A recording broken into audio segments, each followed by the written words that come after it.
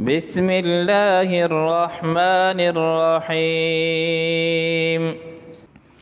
والنازعات غرقا والناشطات نشطا والسابحات سبحا فالسابقات سبقا فالمدبرات أمرا يوم ترجف الراجفة تتبعها الرادفة قلوب يومئذ واجفة أبصارها خاشعة يقولون أئنا لمردودون في الحافرة أئذا كنا عظاما نخرة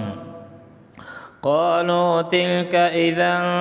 كرة خاسرة فإنما هي زجرة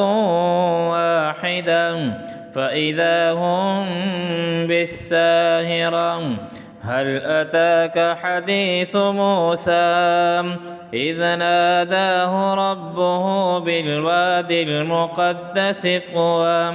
اذهب إلى فرعون إنه طغى فقل هل لك إلى أن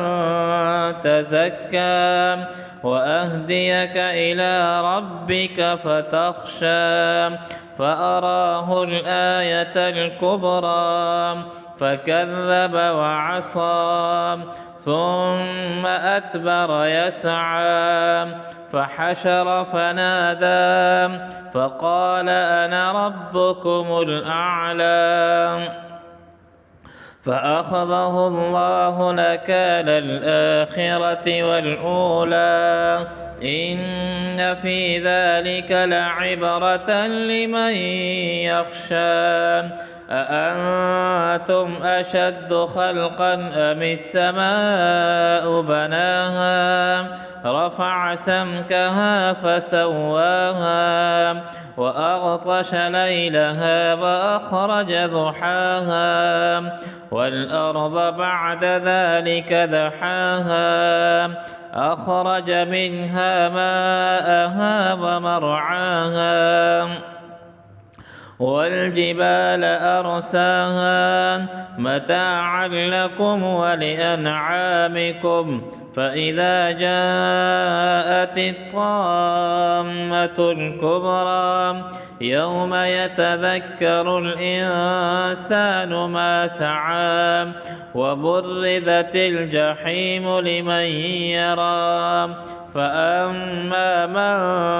طغى وآثر الحياة الدنيا فإن الجحيم هي المأوى وأما من خاف مقام ربه ونهى النفس عن الهوى فإن الجنة هي المأوى يسألونك عن الساعة أيان مرساها فيما أنت من ذكراها إلى ربك منتهاها إنما أنت منذر من يخشاها كأنهم يوم يرونها لم يلبثوا إلا عشية أو ضحاها.